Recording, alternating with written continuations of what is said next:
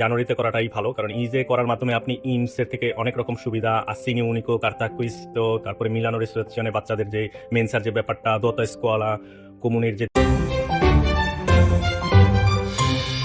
আসসালামু আলাইকুম, আমি হাওলাদার রিফাত ক্রস পয়েন্টের পক্ষ থেকে আবারও চলে আসলাম আপনাদের মাঝে।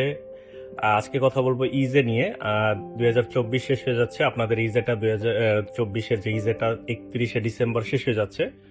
এই নতুন বছরে ইনশাআল্লাহ আবারও সবাই ইজে করবেন।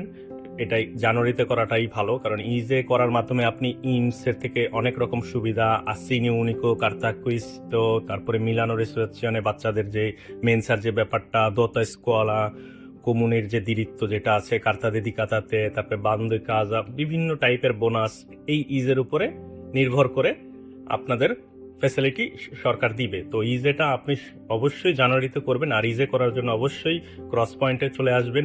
ইনশাল্লাহ ইজে করতে কি কি ডকুমেন্ট প্রয়োজন আমরা আপনাকে বলে দিব, বা আমাদের পরবর্তী ভিডিও আসতেছে, আমাদের আরও কলিগরা আছে আমাদের, তারা আরও ইজেতে কি কি ডকুমেন্ট লাগতেছে সেই বিষয় নিয়ে ভিডিও করবে। তো ইনশাল্লাহ পাশে থাকবেন, ক্রস পয়েন্টের সাথেই থাকবেন, ভালো থাকবেন। আসসালামু আলাইকুম।